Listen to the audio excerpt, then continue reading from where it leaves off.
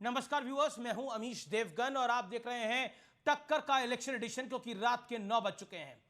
कांग्रेस से जुड़े सैम पित्रोदा ने कहा है कि भारत में ईस्ट के लोग चाइनीज और साउथ वाले अफ्रीकन दिखते हैं।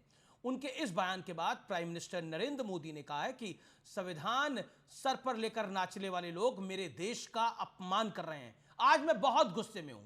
हालांकि सैम पित्रोदा के बयान से कांग्रेस ने जरूर किनारा कर लिया है और खुद सैम पित्रोदा ने अपनी मर्जी से अब इंडियन ओवरसीज कांग्रेस के चेयरमैन पद से यानी अध्यक्ष पद से रेजिग्नेशन तक दे दिया है। तो आज इसी पर होगी जोरदार पॉलिटिकल टक्कर, क्योंकि यह रंगभेदी टिप्पणी भारत का अपमान है। इसलिए टक्कर आज इसी विषय पर व्यूअर्स।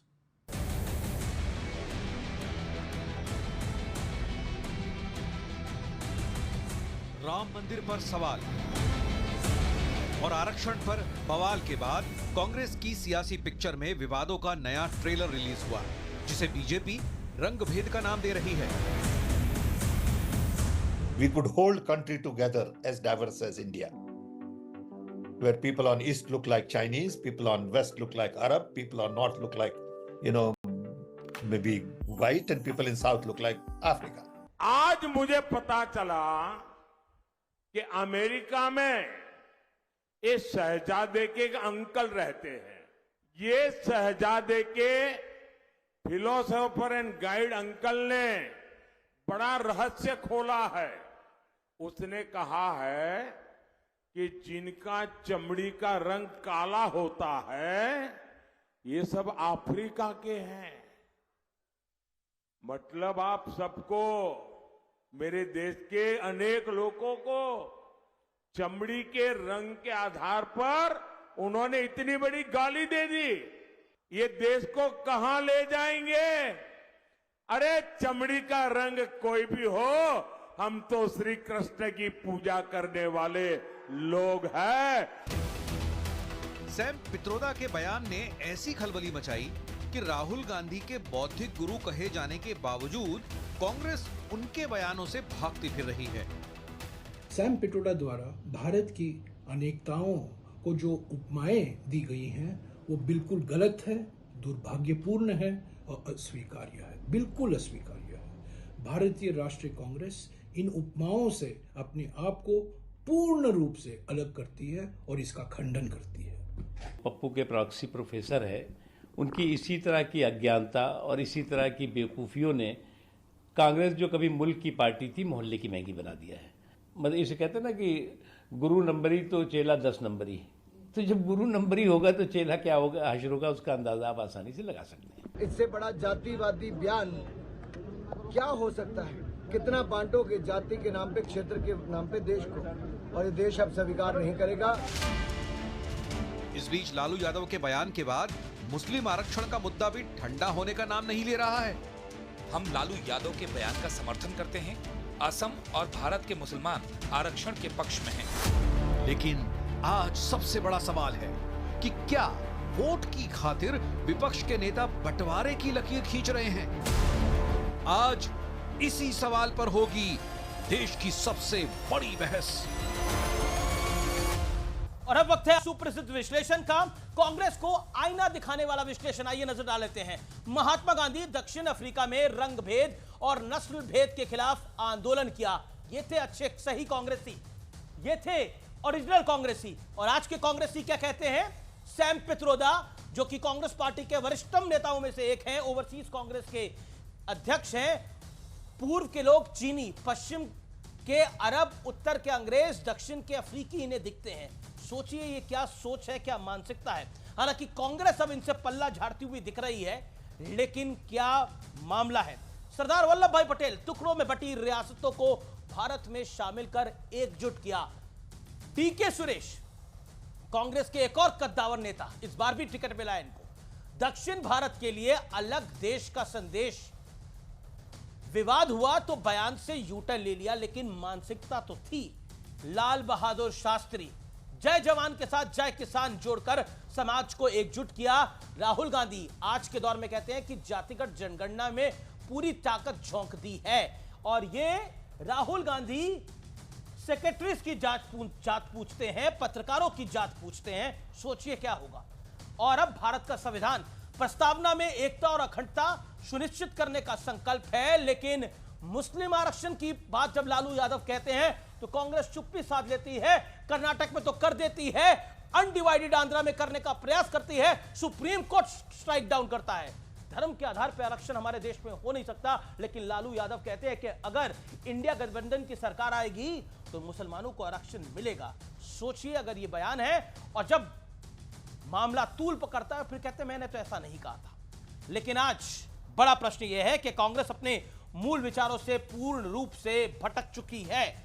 मेरे साथ डॉक्टर सुधांशु त्रिवेदी हैं, शुभरास्त्रा हैं, मेरे साथ जॉर्ज कुरियन साहब हैं, डॉक्टर अजीज खान हैं, विवेक श्रीवास्तव हैं, लेफ्ट के नेता। आप तमाम लोगों का अभिनंदन है। लेकिन ये क्या से क्या हो गया है विवेक श्रीवास्तव? मतलब जिस तरह की नस्ल भेदी टिप्पणी करी गई है, पहले मुस्लिम आरक्षण और अब ये नस्ल भेदी टिप्पणी, चाहते क्या है? देखिए, नहीं, पहली चीज़ तो यह है कि जयराम रमेश जी ने इस बयान को एक तरीके से ऑफिशियली डिसोन किया है कांग्रेस पार्टी ने और इंडिया गठबंधन के घटक दलों ने। ये तो एक बात हो गई। लेकिन दूसरी बात है, नस्ल भेदी बयान नहीं था।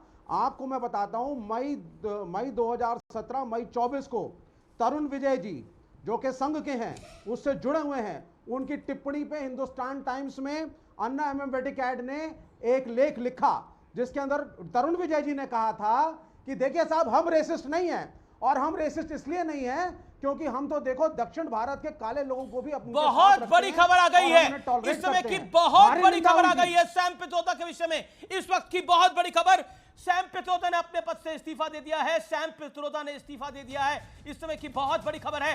रंगभेद सियासत करी थी, इस वक्त की बहुत बड़ी खबर है। और जो उन्होंने बयान दिया था सैम पित्रोदा ने, उसके बाद इस्तीफा दिया है, ये बहुत बड़ी खबर है, क्योंकि नस्ल भेदी टिप्पणी थी, रंग भेदी टिप्पणी थी, और कांग्रेस को इस चुनाव में उसका नुकसान होता हुआ दिख रहा था। इस वजह से उनका इस्तीफा ले लिया गया है। इस समय की बहुत बड़ी खबर है। हालांकि जयराम रमेश क्या लिखते हैं मैं आपको बता देता हूं। जयराम रमेश ने ट्वीट करके कहा है कि श्री सैम पित्रोदा ने अपनी मर्जी से इंडियन ओवरसीज कांग्रेस अध्यक्ष पद से इस्तीफा देने का फैसला किया है। कांग्रेस अध्यक्ष ने उनका इस्तीफा स्वीकार कर लिया है, यानी his resignation is accepted. That's what Jairam Ramesh writes. That's the point. लेकिन इस समय की बहुत बड़ी खबर है, बहुत बड़ी खबर है। Doctor Sudhanshu Trivedi BJP member of parliament मेरे साथ हैं, जिन्होंने आज प्रेस कॉन्फ्रेंस भी करी थी। सैम पित्रोदा ने अपनी मर्जी से इस्तीफा दे दिया है। जयराम रमेश ने ऑफिशियली ट्वीट करके जानकारी दी है। देखिए अमीश जी, उन्होंने किस मर्जी से दिया है या मजबूरी से दिया है, मुझे लगता है ये तो देश की जनता अच्छी तरह समझती है। मगर उनके अंदर के जो हालात का हाजरा था उसका इजहार पूरी दुनिया के सामने हो गया है। अब इसमें किसी प्रकार का कोई किंतु परंतु नहीं है। वो एक नहीं अनेक बार बोल चुके हैं। 84 के दंगों से लेकर राम मंदिर और उसके विषय में बोलने से लेके, पुलवामा के अटैक पर हुआ सो लेके, अभी कुछ दिन पहले विरासत और डिस्ट्रीब्यूशन से लेके अब तक बोला है। तो मुझे लगता है कि अब कांग्रेस पार्टी चाहे जो भी कर ले, वो अभी तक उनके बयान से किनारा कर रही थी, अब इस्तीफा दिलवा ले। तो एक हिंदी में कहावत होती है कि बिगड़ी बात बने नहीं, लाख करो किनकोए, रहीमन बिगड़े दूध को मथे न माखन होए। रहीम दास का दोहा है, जिसका अर्थ होता है कि एक बार दूध फट गया, बिगड़ गया दूध, तो उसको मथने से मक्खन नहीं निकलता। अब जो बात होनी थी वो हो गई। मुंह से निकली हुई बोली और बंदूक से निकली हुई गोली वापस नहीं आ सकती। लेकिन आपने कहावत की बात करी, तो एक कहावत तो ये भी है कि देर आए दुरुस्त आए। देर से ही कांग्रेस आई, लेकिन दुरुस्त तो आ गई इस्तीफा लेकर। आप लोगों ने मुद्दा बना दिया था, आज कांग्रेस को पॉलिटिकल नुकसान होता हुआ दिख रहा था, तो कांग्रेस ने एक बड़ी डिसाइसिव कॉल ले ली। बीजेपी ने कितने लोगों को हटाया? डॉक्टर सुधांशु त्रिवेदी, मैं जानना चाहता हूं, बीजेपी ने कितने लोगों को हटाया जिन्होंने संविधान बदलने की बात करी? दिया कुमारी, आपकी उप मुख्यमंत्री राजस्थान की, कहती है कि हम संविधान बदलने के लिए 400 सीटें चाहते हैं। अरुण गोविल मेरठ की कौन सी आपके लोकसभा जो चुनाव लड़ रहे हैं, उन्होंने ये बात को बोली। बीजेपी ने कितनों को हटाया? कांग्रेस ने हटाया तो सही। मैं उसका भी जवाब दे रहा हूं जी महोदय। अगर ये केवल कोई एक इकलौता बयान होता और इकलौते व्यक्ति होते तो हम मान लेते जी। ये तो देश का विभाजन करने के एक नहीं दर्जन बयान दे रहे हैं। ये पहले बोल चुके हैं दक्षिण भारत को अलग हो जाना चाहिए, इनके कर्नाटक के मंत्री ने बोला, दोबारा बोलने के बाद उसको रीट्रेट किया। अभी इनके 2 दिन पहले चन्नी बोल चुके हैं पूंछ वाले अटैक के ऊपर। उसके बाद इनके अमरिंदर सिंह वारियर, वो वार सिंह जो अध्यक्ष हैं जी, कांग्रेस के पंजाब के, वो और जस्टिफाई कर चुके हैं पुलवामा के ऊपर। अब सुनिए उसके बाद इनके विजय वेदट्टीवार क्या बोल चुके हैं। वो तो जाके समर्थन कर चुके हैं, एक प्रकार से पाकिस्तान का बचाव कर रहे हैं। और मैं पूछना चाहता हूं, शशि थरूर बांग्लादेश के अखबार में आर्टिकल लिख रहे हैं। अरे भाई, डेली स्टार बांग्लादेश का अखबार है, चुनाव भारत में हो रहे हैं, बांग्लादेश में हो रहे हैं, और बांग्लादेश में जाके आर्टिकल लिख रहे हैं मोदी हैज टू गो। और उस आर्टिकल में भाषा यूज कर रहे हैं इंडियन एडमिनिस्ट्रेड कश्मीर, जो पाकिस्तान यूज करता है। और तो और चलिए, इन्होंने इस बात के लिए कार्रवाई की। मैं पूछना चाहता हूं, पाकिस्तान के पूर्व मंत्री फवाद चौधरी ने जिस तरीके से ये शब्द बोला, जो एग्जैक्टली इन वर्बेटम वही है जो विपक्ष बोलता है कि भाजपा की सरकार हटनी चाहिए, मोदी जाना चाहिए, उसके बाद जो मर्जी होगा कर लेंगे। एक बार क्यों नहीं राहुल गांधी बोले, जब उसने राहुल को साहब बोला कि मिस्टर फवाद चौधरी आपको इससे कोई मतलब नहीं है, मगर वो एग्जैक्टली वही बात, इसलिए ये इकलौता सैम पित्रोदा का बयान नहीं है। जी जॉर्ज कुरियन, आपके यहां पर समस्या यह है कि सैम पित्रोदा ने तो खुद से इस्तीफा दे दिया। अब खुद ही जयराम रमेश लिख रहे हैं कि हमने नहीं हटाया, पार्टी उन्हें हटाना नहीं चाहती थी, वो खुद निकल ली। उन्होंने बोला कि अब मेरे बयान से जो मैं करना चाहता था वो हो गया, अब मैं निकलता हूं। खुद ही जयराम रमेश लिख रहे हैं कि पार्टी ने नहीं हटाया उनको, उन्होंने स्वयं इस्तीफा दिया है।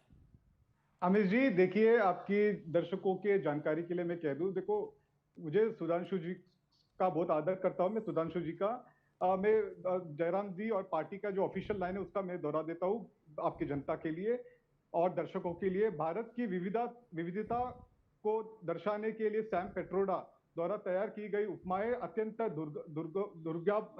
दुर्भाग्यपूर्ण और अस्वीकार्य है। और कांग्रेस पार्टी पूर्ण रूप से इससे अलग, इस बयान को अलग करती है और खंडन करती है। तो ये आपकी दर्शकों को मैं कहना चाहता हूं।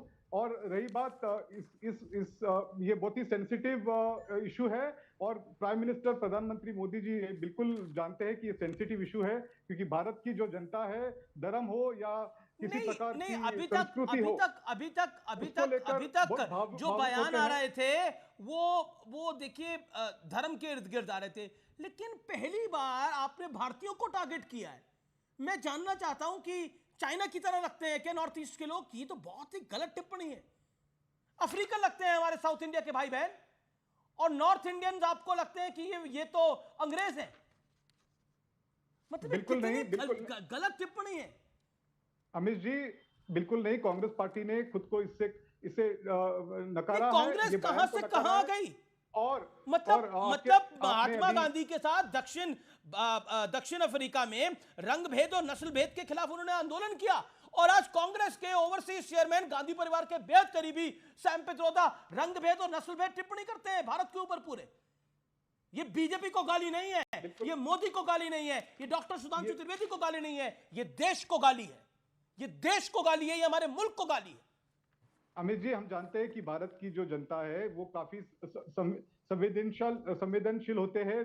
जब तक धर्म की बात हो या किसी भी प्रकार की संस्कृति की बात हो, तो इस प्रकार की टिप्पणी काफी कांग्रेस पार्टी को नुकसान पहुंचाती है। और नहीं ठीक है, लेकिन डीके सुरेश दक्षिण भारत के लिए अलग देश का संदेश उन्होंने दिया था, क्या कार्रवाई करी कांग्रेस पार्टी ने? उनको टिकट दे दिया। तो पॉइंट ये नहीं है कि रंग भेद, नस्ल भेद, प्रांतों में भेद क्या। अच्छा, राहुल गांधी ने बोला था उत्तर भारतीयों की सतही सोच है दक्षिण भारत के मुकाबले। मुझे तो लगता है उत्तर भारत क्या, दक्षिण भारत क्या, पश्चिम भारत क्या, नॉर्थ ईस्ट का भारत क्या, सब भारतीय बड़े इंटेलिजेंट है जी। अमित जी, द कांग्रेस पार्टी नहीं तो राहुल गांधी ने कहा था कहां तक जाइएगा? मतलब कमाल हो गई है। आप सत्ता से बाहर क्या हुए? कांग्रेस पार्टी इस देश में सत्ता से बाहर क्या हुई? मतलब यहां तक हम पहुंचेंगे। पॉइंट ये है सुधांशु त्रिवेदी, लेकिन पॉइंट ये भी है, क्या बीजेपी को भी मौका चाहिए था, पॉलिटिकल अपॉर्चुनिटी? जनाब ये विषय चुनाव का है ही नहीं, ये राजनीति का नहीं, ये तो भारत के अस्तित्व की बात हो गई। जो आइडिया ऑफ इंडिया की उन्होंने बात कही थी। आप ये बताइए, जब से कांग्रेस में विदेशी मूल का नेतृत्व आया तो सारे भारतीयों का मूल विदेशी सिद्ध करने में लग गए। अरे भैया, हो सकता है राहुल गांधी जी में आपको व्हाइट्स वाला एंगल दिखाई पड़ता हो, तो आप पूरे उत्तर भारतीयों को उसमें लपेटने लगे। मैं पूछना चाहता हूं, सैम पित्रोदा साहब तो गुजरात के रहने वाले हैं, तो ये क्या पश्चिम भारत के हैं, तो क्या अरबों से कनेक्टेड है? और वैसे मैं दर्शकों की जानकारी के लिए कह दूं, बहुत से लोगों को नहीं पता होगा, ये जो रंग भेद की बात कही जाती है, ये विदेशी मानसिकता से भारत को देखने की बात है। साइंटिफिकली स्पीकिंग एक जीन होता है SLC25A4, ये आपकी स्किन कलर के लिए जिम्मेदार होता है। भारतीयों में इसका एक वेरिएंट पाया जाता है जिसको R1 और बड़ा लंबा नाम है 42 करके उसका नाम है। वो नेचर एडाप्टिव है, इसलिए वो स्ट्रिक्टली डिवाइडेड नहीं है। इसलिए आपको भारतीयों में तमाम लोग आपको अपने नाते रिश्तेदारी में दिख जाएंगे। कोई आपके भाई बहन ज्यादा गोरे होंगे, कुछ सांवले होंगे, क्योंकि वो पिगमेंटेशन जो स्किन कलर का है वो इंडियन डीएनए में जो है, ये बिल्कुल साइंटिफिक बात है, वो वेरिएबल है, नेचर अडेप्टिव है। इसलिए अगर आप कुछ हजार साल के लिए साउथ में चले जाएं तो आपका वो हो जाएगा। इसलिए मगर ये विदेश में आपको कभी ऐसा नहीं दिखेगा कि एक ही परिवार के लोग जो ब्लैक है उनमें व्हाइट दिखने लगे, या कोई फेरर दिखने लगे, या जो व्हाइट है उसके अंदर कोई सावला दिखने लगे। इसलिए यह मूर्खतापूर्ण विदेशी सोच है। और एक विदेशी वाली मानसिकता वाला बैठा तो है यहां भी डिफेंड करने के लिए, Vivek Srivastava. Communist party of India multinational की इंडियन ब्रांच अभी इस पर डिफेंड करने लगेगी, क्योंकि कम्युनिस्टों की दी हुई थ्योरी थी इंडियंस को डिवाइड करने के लिए। कह रहे हैं और आरएसएस की, सर मैं चुनौती से कहता हूं, दर्शकों से जाके चेक करिए, सभी देश मल्टी रेशियल हैं, सभी। आप प्लीज लेट मी स्पीक। सभी देश, Sudhanshu Trivedi, it is my turn. Anthropology पढ़ो, मैं भी स्टूडेंट ऑफ इंजीनियरिंग हूं, इंजीनियर हूं, लेकिन एंथ्रोपोलॉजी अगर आप पढ़ेंगे, सभी देशों में मल्टी रेशियल एग्जिस्टेंस डाइवर्सिटी के साथ है। आइडिया ऑफ इंडिया है यूनिटी इन डाइवर्सिटी। इसका मतलब यह नहीं कि डाइवर्सिटी है ही नहीं, अन्य अनेकों रेसेस के बाद इंडिया बना है, अनेकों रेसेस के बाद चाइना, अमेरिका, जापान, सभी देश मल्टी रेशियल हैं, लेकिन सब मिलकर रहते हैं और देश की सेवा करते हैं। हाँ, दूसरी बात सुनिए आप, 6 रेसेस हैं इस देश के अंदर, सुन लीजिए आप पहले, 6 रेसेस हैं इस देश के अंदर। नेग्रोटस भी हैं आपके, मंगोलाइड भी हैं आपके, ऑस्ट्रेलॉइड्स भी हैं आपके, मेडिटेरेनियन वाले भी हैं आपके। 6 से 7 रेसेस लेकर के हमारे यहाँ पे हैं और हम सब इकट्ठे हैं। यूनिटी इन डाइवर्सिटी है। आप मुझे बताइए, आरोग्य भारती जो आरएसएस का इंस्टीट्यूट है, जब आप चलाते हैं गर्भ विज्ञान संस्कार कि हम बनाएंगे एक सुपर रेस, हिटलर के आइडिया पे चल के आप जस्टिफाई करेंगे आरोग्य भारती को। तरुण विजय ने कहा कि दक्षिण भारत का आदमी काला होता है, लेकिन हम उसको अपने साथ रहने देते हैं। आपने डिसमिस किया तरुण विजय को। It is a multiracial country, idea of India की and we have roots in all over the world. Okay okay, nothing wrong in it. Let Sudhanshu Trivedi comment. पहले सुधांशु जी, पहले अब मैं अपने टर्न पे जवाब देता हूं विवेक जी। पहली बात, मैंने एक भी बात अनसाइंटिफिक नहीं कही थी। कोई जाके चेक कर ले कि SLC25A4 उस जीन का नाम है जो कलर पिगमेंटेशन के लिए होता है, और इंडियंस में उसका एक वेरिएंट पाया जाता है जिसका R1425 करके बहुत होता है। अरे सुनो मेरे भाई, मैं बता रहा हूं। Allow him. अरे आप बोल रहे हैं आपका टर्न है, मेरा टर्न है, मुझे बोलने दीजिए, आप शांति से। हाँ, अब मैं वही कह रहा हूं। अरे भैया देखिए, अमीश जी आपके शो पे, अरे सुनिए ना, विवेक जी शांत होना पड़ेगा। अरे भाई क्या तरीका है, लगातार अभी बोल रहे थे, आप खुद लगातार डिस्टर्ब कर रहे हैं। अरे भाई आप सुनिए मेरी बात, आप एक सुनिए अमीश जी, आपके शो पे चमत्कार हो गया। कांग्रेस ने सैम पित्रोदा का तो इस्तीफा ले लिया, अब ये उनका इंडी गठबंधन का सहयोगी कम्युनिस्ट पार्टी का प्रवक्ता आधा दर्जन रेस हिंदुस्तान में बताए दे रहा है। अरे भैया वो तो 4 ठो बताए कि उत्तर वाले जो है वो व्हाइट है, और पश्चिम वाले अरब है, और पूरब वाले चीन है, और दक्षिण वाले जो है वो अफ्रीकी है। तो 4 ठो बताइए, आधा दर्जन बता दिया। हमें यही इनकी किस्मत है। ये देश को टुकड़ों में देखना चाहते हैं, देश को विभाजित देखना चाहते हैं। हम उस भारत की बात करते हैं जो हम कहते हैं उत्तरम यत् समुद्र से दक्षिणम च हिमाद्रिभिः वर्षम यद भारत नाम भारतीय संतति, अर्थात ये समुद्र के उत्तर और हिमालय के दक्षिण में वो महान देश है जिस पे रहने वाला हर व्यक्ति भारतीय है, जिसका नाम भारतवर्ष है। इसलिए जमीन आसमान का अंतर, और ये वो हैं, सुनिए, इनके लिए देश का एक सराय है, इनके लिए देश एक काफिला है। जो हम लोग बचपन में सुनते थे शेर कि सरजमीन हिंद पर अक़वाम आलम के फिराक काफिले बसते गए, हिंदोस्तां बनता गया। हमारे लिए सराय नहीं है, हमारे लिए वो है हिमालय के आंगन में प्रथम उसे किरणों का दे उपहार, उषा ने हंस अभिनंदन किया और पहनाया ही रखा। हम विश्व की सभ्यताओं के उद्गम हैं, इनके लिए सराय और काफिले हैं। ये विदेशी मानसिकता है। अब बोलिए इंडी गठबंधन वाले इसके साथ क्या करेंगे? ये कम्युनिस्ट पार्टी तो सैम पित्रोदा से आगे जाके आधा दर्जन देश। अजीज खान कुछ कहना चाहते हैं, एक सेकंड। अजीज खान कुछ कहना चाहते हैं। अजीज खान, अब बताइए। और कांग्रेस पार्टी ने क्लैरिफिकेशन दी है कि अभी उनको पार्टी से नहीं हटाया गया है, सिर्फ आईओसी चेयरमैन यानी इंडियन ओवरसीज कांग्रेस के चेयरमैन पद से उन्होंने स्वतः इस्तीफा दिया है। एक क्लैरिफिकेशन भी आया है। ओके अजीज खान, देखिए ये आइडिया ऑफ इंडिया जिसकी इंडिया अलायंस बात करता है, यानी एक सेकंड सर, सवाल सुन लीजिए। आइडिया ऑफ इंडिया जिसकी इंडिया अलायंस बात करता है, उस आइडिया ऑफ इंडिया में मंदिर को बेकार कहो जो प्रोफेसर रामगोपाल यादव कहते हैं, वो आइडिया ऑफ इंडिया में आता है। वोट का जिहाद करो जो सपा की एक नेत्री कहती हैं, और रंग भेद टिप्पणी करो जो आपके अलायंस का एक पार्टनर कहता है। कहां कहां बचेंगे सर? ये है आइडिया ऑफ इंडिया।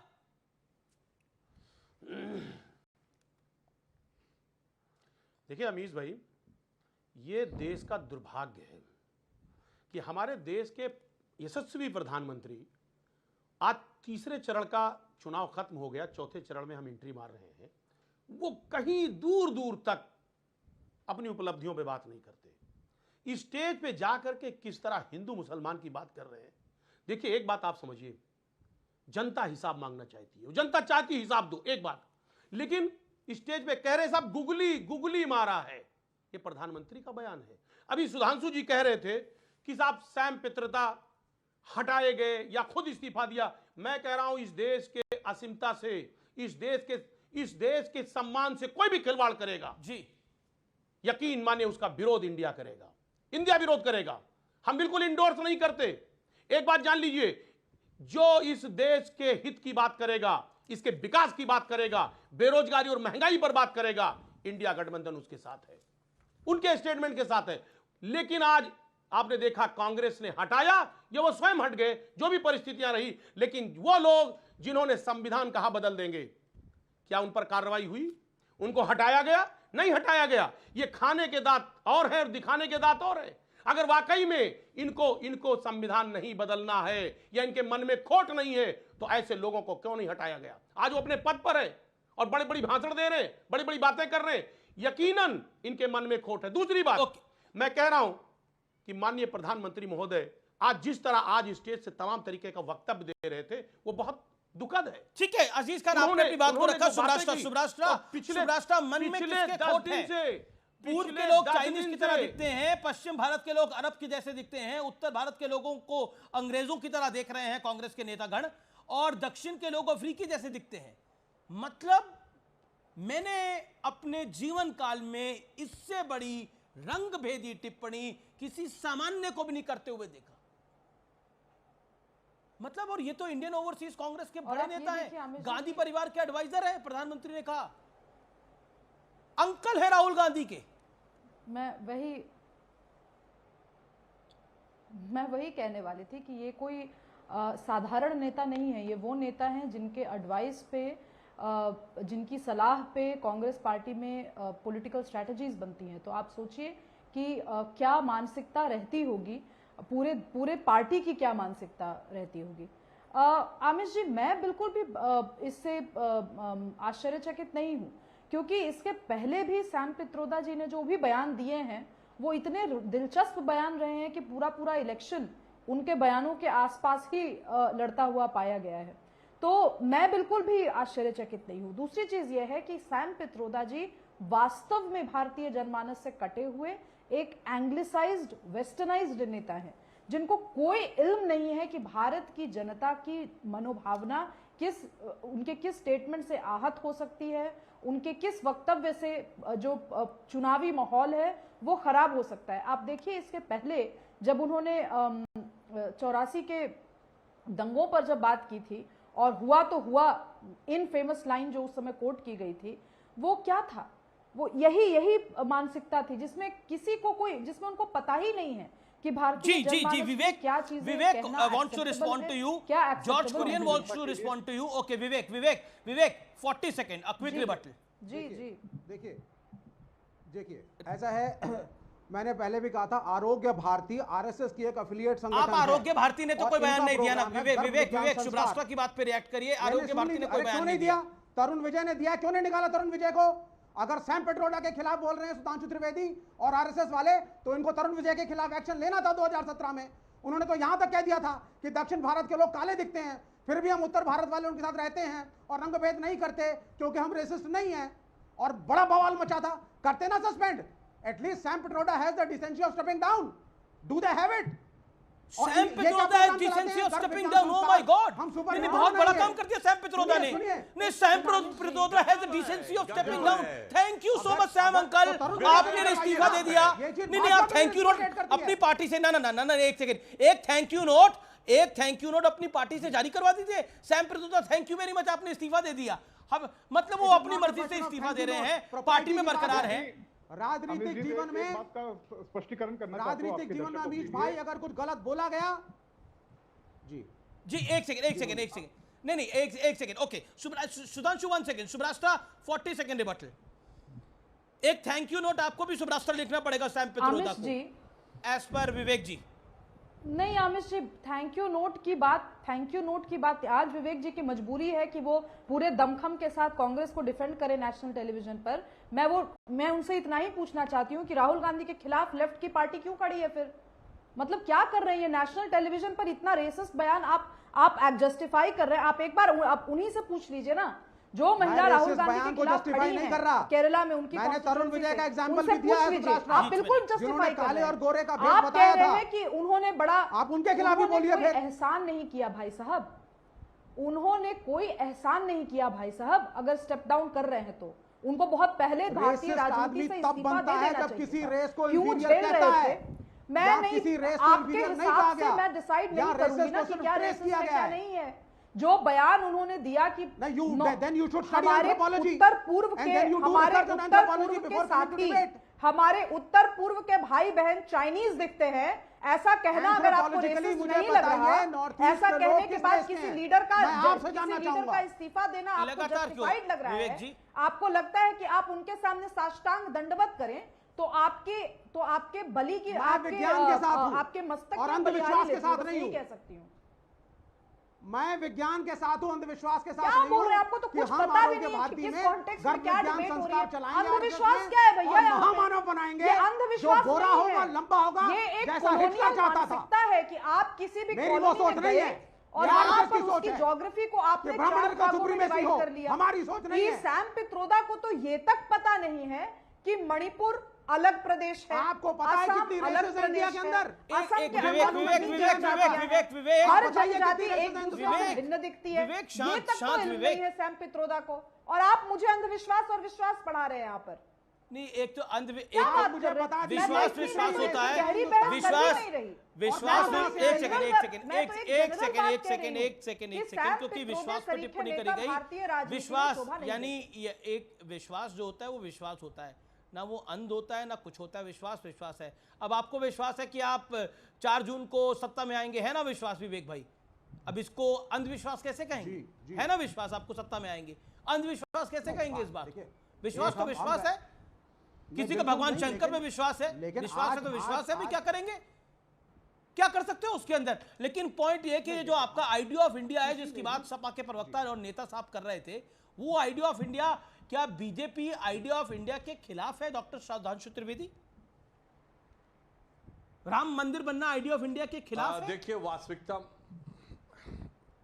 मैं बिल्कुल वही बताने का प्रयास कर रहा हूं। वास्तविकता यह है कि आइडिया ऑफ इंडिया जो है वो है राम मंदिर, जिसका प्रतीक है, जो संपूर्ण विश्व को मार्गदर्शन देने के लिए यहां से उभरता है, जिसके लिए कहा गया एतद् देशे प्रसूतस्य सकाशादग्र जन्मना स्व चरित्रम शिक्षेरन पृथिव्याम सर्व मानवा। जहां संपूर्ण पृथ्वी के मानव शिक्षा लेने आते थे, अरब से आने वाला खलीफ अल मंसूर और अल बरूनी यहां शिक्षा लेके गया, तो चाइना से आने वाला फाइयान, वेनसोंग, इत्सिंग, कितने ट्रेवलर यहां से शिक्षा लेके गए, और कितने ही लोग श्रीलंका से, इजिप्ट से आके शिक्षा लेके गए। हम उस भारत को बोलते हैं, मगर क्या बताएं, विवेक जी का तो दिल ऐसा जाके कहते हैं साइंटिफिक बात कर रहे हैं, और सबसे अनसाइंटिफिक बात करने वाली पार्टी ये है। और मैं इनको ये भी याद दिलाना चाहता हूं, महोदय आपने बड़ी साइंटिफिक की बात कही, तो आप तो साइंस से मानती है कि क्रिटिकल हार्ट बीट आने के बाद 7th मंथ के बाद जब बच्चे का ब्रेन डेवलप हो रहा होता है, उस समय किसी भी प्रकार के वाइब्रेशन का और बातचीत का बच्चे के मेंटल मेकअप पर असर पड़ता है। अगर आपको नहीं विश्वास हो तो ऑटिज्म और इन चीजों की बीमारियों पर होने वाले प्रभाव के बारे में जाके जानकारी ले लीजिए। मगर मगर जो मैं बताना चाहता हूं आपसे, अभी मैं आपको गर्भ विज्ञान के ऊपर बड़ा प्रश्न है, तो अभी मैं देखिए अमीश जी, विवेक जी से एक बात पूछूंगा और ये बलबला के भाग उठेंगे। मैं पूछना चाहता हूं कि मदर टेरेसा को सेंटूट इस आधार पर मिला था कि मृत्यु के बाद उनकी आत्मा ने चमत्कार करके 2 व्यक्तियों के गर्भ से अल्सर ठीक कर दिया था। अब बताइए, प्रार्थना से अल्सर ठीक होता है, ये विज्ञान है या नहीं? और इस पे आपका क्या बयान है? जरा अभी देखिएगा, अभी देखिए। विवेक का ऑडियो खोलिए और 30 सेकंड के लिए खोलिए। ये अंधविश्वास था या साइंटिफिक है? विवेक जी।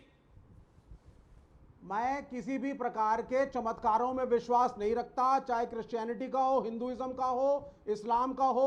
वैज्ञानिक सोच होनी चाहिए और इन चीजों को मैं मदर टेरेसा के ऊपर आपका क्या कहना है? ऐसी बात है। नहीं, जो बात बोली गई मदर टेरेसा पे आपका क्या कहना है? रेशियल सुप्रीमेसी के लिए वो गलत है।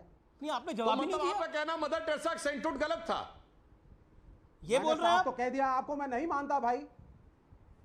हमने कह तो दिया, मैं इन तरह के चमत्कारों को नहीं मानता, मैं सेंटूट को नहीं मानता, मैं आपके वफादारी महात्माओं को सुनिए, इसी आधार इसलिए मदर टेरेसा सेंटूट गलत था, बोलिए। तो इसका मतलब ईसाई मान्यता गलत है। तो कह तो दिया साहब, मैं नहीं मानता, वो गलत या नहीं निकलेगा मुंह से, उस धर्म को मानने वाले नहीं निकलेगा मुंह से, ना माने उस धर्म को मानने वाले देखिए नहीं निकलेगा मुंह से। आप नहीं कहना चाहते तो नास्तिक है ना, इस देश का भाई आप तो नास्तिक है। अगर राम मंदिर, जब आप राम मंदिर के बारे में इतना कुछ बोल सकते हैं तो सेंटूट के बारे में तो बोल ही सकते हैं। राम मंदिर पे गज भर की जबान निकलेगी, तो मैंने तो कह तो दिया, और यहाँ देखे नहीं बोल पा रहे हैं, यहाँ बड़ा नाम तो बोल रहे हैं, घूम रहे हैं। अब सुनिए, और मैं कौन दर्शकों को बता दूं। ठीक है, सुधांशु सुनिए, देन अजीज खान, एक लाइन मैं दर्शकों से कह देना चाहता हूं कि जो सेंटूट की डेफिनेशन है वेटिकन के द्वारा, उसमें लिखा है 2 चमत्कार यानी 2 मिरेकल दिखाने, और उसकी डेफिनेशन में लिखा है it should not have any scientific explanation, उसका कोई वैज्ञानिक एक्सप्लेनेशन नहीं होना चाहिए। और देखिए, अभी ये राम मंदिर पे गजभर की जबान निकालने वाला व्यक्ति एक सेंटेंस नहीं बोल पाएगा। खैर, उस विषय को छोड़िए, मैं सिर्फ ये कहना चाहता हूं, एक गंभीर डोंट ट्राई टू डाइवर्ट। मैं एक लाइन बस, एक गंभीर प्रश्न है। एक second Sudhanshu 10 second more Sudhanshu, then doctor Aziz Khan. Okay, then doctor Sudhanshu Trivedi, make your point, 10 second. मैं सिर्फ ये कह रहा हूं, ये भारत के अस्तित्व, भारत की अस्मिता, भारत की पहचान के स्वाभिमान एक तरफ, और दूसरी तरफ विदेशी मानसिकता और विदेशी प्रभाव जो भारत के अंदर घमासान मचाना चाहता है, इन 2 विचारधाराओं के बीच का चुनाव बिल्कुल साफ हो गया। अजीज खान, मैं जानना चाहता हूं कि आपने बोला कि देखिए कार्रवाई हो रही है, आपकी पार्टी में कितनों के खिलाफ कार्रवाई हुई जिन्होंने राम मंदिर के बारे में क्या क्या बोला? क्यों बोला गया राम मंदिर बेकार है? क्या ये आइडिया ऑफ इंडिया है आपका? देखिए अमीश जी, इतनी बड़ी बड़ी बातें हो रही हैं, सुधांशु जी बहुत विद्वान शख्स हैं, तमाम बड़ी बड़ी फिलॉसफिकल बातें हो रही हैं, लोग फिलॉसफी की बातें कर रहे हैं, पता नहीं कहां से कहां तक। मैं कह रहा हूं, क्या इस देश, इस मुल्क के समस्याओं पर भी बात होगी कि नहीं होगी? क्यों नहीं बात हो रही है? मैं जानना चाह रहा हूं कि अभी नीट का परीक्षा हुआ 5 मई को, जिस तरह 25 लाख बच्चे ने नीट का एग्जाम दिया, कमाल है, आप नीट की परीक्षा पर चले गए। मैंने आपसे सवाल पूछा प्रोफेसर रामगोपाल यादव के ऊपर। नहीं, प्रोफेसर साहब का मैं बहुत आदर सम्मान करता हूं, मैं भी, मेरी भी उनसे मुलाकात और बात है। एक सेकंड, लेकिन अजीज खान, जवाब देना पड़ेगा भाई। प्रोफेसर साहब का मैं भी आदर करता हूं, वो कब से आर्किटेक्ट हो गए? मैं आ रहा हूं ना, वो कह रहे हैं कि नक्शा सही नहीं है, मुद्दे पे आ रहा हूं सर, मुझे बोलने नहीं देंगे आप। नहीं तो मंदिर बेकार है। अरे सर मेरी बात सुनो तो। हाँ, बोलिए। अभी मोदी जी ने क्या कहा कि साहब कांग्रेस आ जाएगी तो बाबरी ताला लग जाएगा राम मंदिर पर। अब ये इतने छोटे स्तर की बात जब प्रधानमंत्री करेंगे तो यकीन मानिए ये बहुत छोटे स्तर की बात है। मैं कहना चाह रहा हूं कि किस तरह आप 30 सेकंड धर्म को आप बीच में ला रहे हैं, आप समस्याओं पे बात नहीं करेंगे। तमाम बड़ी बड़ी जिम्मेदारियां हैं, तमाम बड़ी जिम्मेदारियां हैं, और आज जवाबदेही पर बात नहीं होगी क्या? डॉक्टर त्रिवेदी, अजीज खान साहब ने अपनी बात रिपीट की, तो मैं उन्हें बिल्कुल याद दिलाना चाहता हूं। प्रोफेसर रामगोपाल जो हैं वो सबसे पढ़े लिखे समाजवादी पार्टी के व्यक्ति हैं, राज्यसभा मैंने देखा है, संपूर्ण विपक्ष उनका आदर करता और हम लोग भी सम्मान से। मगर यही बात आप प्रोफेसर साहब से क्यों नहीं समझा पाए? उनको कहना चाहिए था ये बातें मत करो, मुद्दे की बात करो, महंगाई की बात करो, देश के विकास की बात करो, वगैरह वगैरह। उन्होंने तो कहा राम मंदिर बेकार है, और इतना ही नहीं, अजीज खान साहब उसके आगे गए, उन्होंने कहा ये कोई मंदिर होता है, इसका वास्तु खराब है, यानी पहले मुहूर्त पे गए थे, फिर वास्तु पे गए और हमसे कह रहे हैं कि मुद्दे की बात करना चाहिए। ये बताइए, ये फारूक अब्दुल्ला साहब आके एटम बम और पाकिस्तान से वो करने की बात कह रहे हैं, ये हम ला रहे हैं मुद्दा। मैंने अभी बताया शशि थरूर बांग्लादेश में जाके आर्टिकल लिख रहे हैं, ये हम ला रहे हैं मुद्दा। वक्त एक ब्रेक का है सीएनबीसी आवाज के टक्कर पर। ब्रेक के बाद हम उत्तर प्रदेश के उप मुख्यमंत्री केशव प्रसाद मौर्य के साथ करेंगे बेहद खास, बेहद एक्सक्लूसिव बातचीत।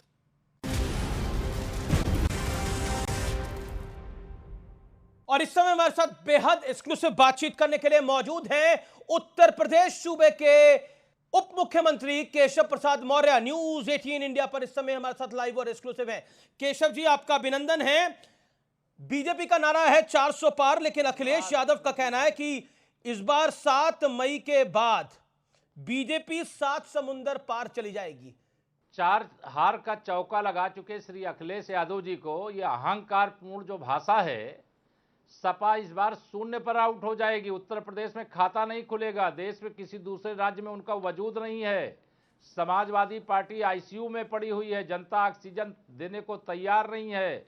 गुंडों, अपराधियों, माफियाओं, दंगाइयों, भ्रष्टाचारियों के लिए अब यूपी के अंदर कोई जगह नहीं है जी। लेकिन एक केशव जी, बड़ी महत्वपूर्ण बात है कि मैनपुरी में बीते दिनों महाराणा प्रताप की एक मूर्ति के साथ बदसलूकी हुई, समाजवादी पार्टी का झंडा फहराने का आरोप है, लेकिन डिंपल यादव कह रही है कि उनके पास भी वीडियो है। असल में ये किया किसने है? भारतीय जनता पार्टी का एक एक कार्यकर्ता अपने महापुरुषों का, राष्ट्र के महानायकों का आदर करता है, सम्मान करता है, उनकी पूजा करता है।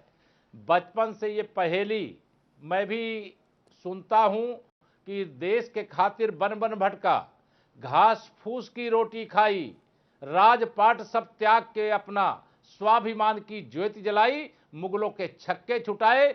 ऐसे महाराणा प्रताप जी का अपमान करके समाजवादी पार्टी ने बहुत बड़ा अपना नुकसान किया है और सपा जो उसका असली चरित्र है वो उजागर कर दिया। लेकिन एक आरोप भारतीय जनता पार्टी पर लग रहा है कि प्रधानमंत्री नरेंद्र मोदी, केंद्रीय गृह मंत्री अमित शाह, जगत प्रकाश नड्डा इस पूरे चुनाव को हिंदू मुसलमान कर रहे हैं।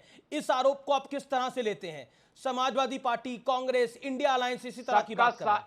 अगर कांग्रेस पार्टी मुस्लिम लीग बन जाए, समाजवादी पार्टी मुस्लिम लीग जैसा आचरण करे और हम उसको कहें कि तुम बहुत अच्छे हो, तो हम अच्छे हो गए।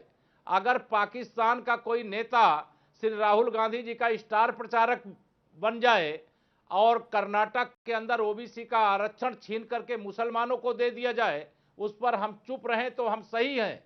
यह कांग्रेस की नीति ऐसी रही है कि इसी कांग्रेस पार्टी ने अलग पाकिस्तान केवल कुर्सी के लिए बनवाया और जम्मू कश्मीर का एक हिस्सा पाकिस्तान के कब्जे में दे दिया। जो हमारे सैनिकों का बलिदान हुआ, नागरिकों का बलिदान हुआ, काश्मीरी पंडितों का कांग्रेस कह रही है, लेकिन केशव जी, लेकिन कांग्रेस कह रही है कि हमारे मैनिफेस्टो के अंदर मुसलमानों को हम सब कुछ दे देंगे। ऐसा कुछ है ही नहीं जो हम पे आरोप लगाया जा रहा है। ये कर्नाटक मॉडल क्या है? कर्नाटक पे जवाब दे, कांग्रेस की सरकार कर्नाटक में है। कर्नाटक में ओबीसी का आरक्षण छीनने के लिए वो बताए मुसलमानों को दिया कि नहीं दिया। और कांग्रेस के दिमाग में जो जहर भर रहा है जी, जो वोट बैंक खड़ा करने के लिए, उनको मालूम है कि ओबीसी वोट बैंक उनको छोड़ के जा चुका है। वो माननीय नरेंद्र मोदी जी को तीसरी बार प्रधानमंत्री बनाने जा रहा है, इसलिए यह वह वोट बैंक जुटा रहे हैं जिससे इनको लगता है कि शायद इनका अस्तित्व बच पाएगा। लेकिन श्री राहुल गांधी जी और कांग्रेस पार्टी का राजनीतिक भविष्य और अस्तित्व या दोनों संकट में है। लेकिन अमेठी को लेकर बात करनी जरूरी है। कांग्रेस का कहना है कि स्मृति ईरानी इतनी महत्वपूर्ण नहीं है कि उनके सामने राहुल गांधी लड़े, इसलिए केएल शर्मा को मैदान में उतारा है। और वो कह रहे हैं कि केएल शर्मा इस बार एक सामान्य कार्यकर्ता कांग्रेस पार्टी का आएगा और स्मृति ईरानी और भारतीय जनता पार्टी का झंडा वहां से उखाड़ फेंकेगा।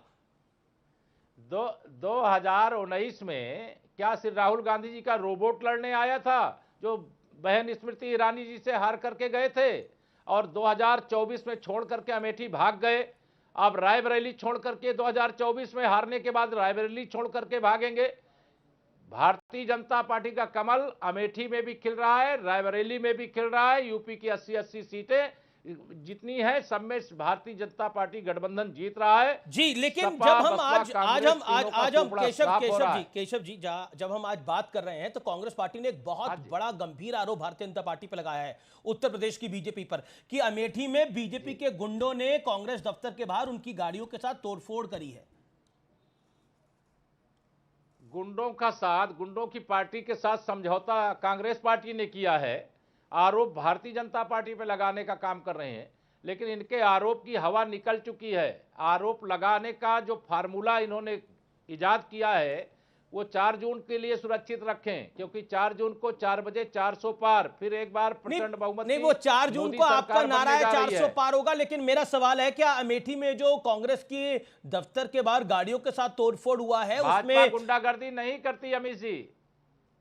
पर वो कैसे हो गए? पर लॉ एंड ऑर्डर तो बीजेपी के हाथ में है ना। गुंडों के खिलाफ कार्रवाई करती है। केशव जी मेरा सवाल यह है कि लॉ एंड ऑर्डर तो बीजेपी के हाथ में है ना, तो मुख्यमंत्री गृह मंत्री है वहां योगी आदित्यनाथ हाथ में ले।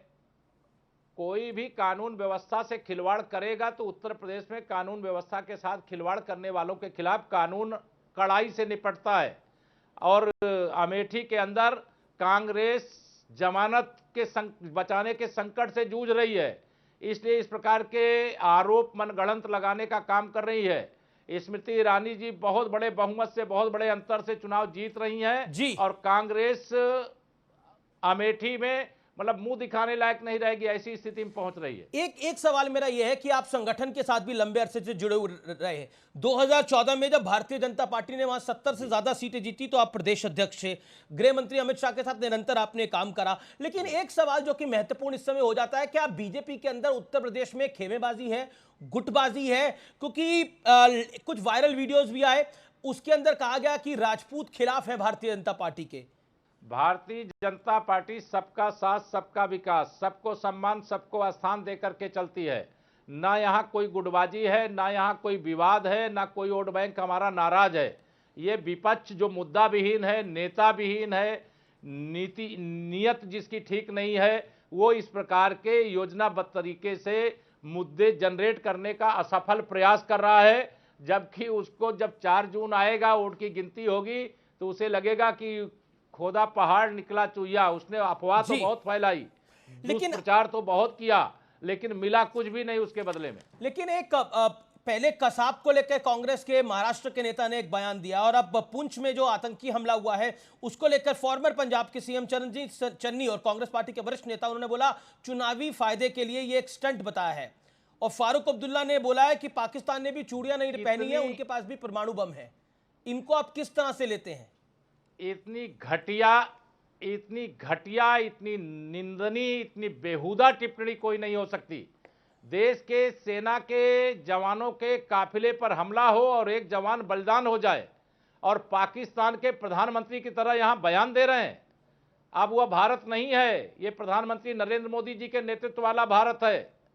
और ईंट का जवाब पत्थर से देता है, गोली का जवाब गोला से देता है, और गाली का जवाब कमल का बटन दबा करके देता है, मोदी जी को प्रधानमंत्री बना करके देता है। लेकिन मेरा आपसे अगला प्रश्न है, क्या भारतीय जनता पार्टी जिस तरह से वोट जिहाद के मुद्दे पर, क्योंकि सपा के एक नेता ने बोला कि इस बार वोट का जिहाद करना है, और दूसरी तरफ हमने देखा समाजवादी पार्टी के एक प्रवक्ता नेता ने बोला कि राम और रावण की लड़ाई भी जिहाद थी, महाभारत भी एक तरह का जिहाद ही था। देखिए, उत्तर प्रदेश के अंदर और देश के अंदर ये जिहाद वाली जो मानसिकता है, इसका अंत तो हो चुका है। यहाँ पर लव जिहाद चला, उसके खिलाफ कार्रवाई की जा रही, लैंड जिहाद चला, उसके खिलाफ बुलडोजर चल रहा है। अब इन लोगों ने वोट जिहाद की बात कही है, इनके वोट जिहाद का जवाब गरीब कल्याण के लिए जो काम कर रहे हैं उससे देंगे, किसानों के उत्थान करके देंगे, नौजवानों को उज्जवल भविष्य का रास्ता साफ करके देंगे, महिलाओं का सशक्तिकरण करके देंगे। ये जिहाद नहीं चलेगा, जिहादी मानसिकता नहीं चलेगी, और जिहादी मानसिकता के जहर को निकाल फेंकने के लिए कृतसंकल्प हैं। आपको याद होगा अमित जी, 2014 के लोकसभा चुनाव से पहले यही सारे नेता जो इस प्रकार की टिप्पणी कर रहे हैं, यह मंदिर नहीं जाते थे, तिलक नहीं लगाते थे, रोजा अवतार की पार्टी के अलावा कहीं यह सब दिखाई नहीं देते थे। लेकिन आज इनको सबको मंदिर भी जाना पड़ रहा है, शीश भी झुकाना पड़ रहा है, क्योंकि देश की जनता ने कमल खिला दिया, मोदी जी को पीएम बना दिया और तीसरी बार प्रधानमंत्री बनाने जा रही देश की जनता। लेकिन आप तीसरी बार प्रधानमंत्री नरेंद्र मोदी बनने जा रहे हैं। प्रतापगढ़ में आपकी एक सभा थी और आपने उसके अंदर कहा कि गड़बड़ी हो रही है और चुनाव बाद उनको देख लेंगे। आपका इशारा किस और था केशव जी? कौन गड़बड़ कर रहा है? कुछ कार्यकर्ताओं की शिकायत मेरे पास आई थी, तो मैंने उसको, चूंकि समय अभाव था, अलग बैठक करना था, बैठक लेने का समय नहीं था, तो मैंने मैसेज दिया था कि कोई भी कार्यकर्ता ये ध्यान रखे कि हम सब का लक्ष्य मोदी जी को तीसरी बार देश का प्रधानमंत्री बनाना है। देश के उत्थान के लिए, देश के विकास के लिए, गरीबों के कल्याण के लिए मोदी जी का तीसरी बार प्रधानमंत्री बनना और बड़े बड़े मुद्दे हैं। उत्तर प्रदेश का नंबर क्या आपको लगता है? 80 में से कितने? केवल 80 जीत पाएंगे हम लोग। केवल 80 तो टोटल है। देखिए मैं जीत पा रहे हैं हम। मैं वो हूं जो आपको वापस पकड़ भी लूंगा। हालांकि पहले की भविष्यवाणी आपकी सही निकली थी 2014 में। आप इस बार की भी भविष्यवाणी सही निकलेगी। चलिए देखते हैं। आपको बहुत बहुत शुभकामनाएं चुनावों के लिए। तो ये थे केशव मौर्य, उप मुख्यमंत्री उत्तर प्रदेश शासन के। बड़ा क्लेम है इनका कि इस बार अमेठी के अंदर तो जीतेंगे ही, लेकिन तीसरी बार नरेंद्र मोदी को वापस लाने के लिए हम प्रतिबद्ध हैं। तो फिलहाल टक्कर के आज के एडिशन में इतना ही। आप सबको मेरी नमस्कार, गुड नाइट।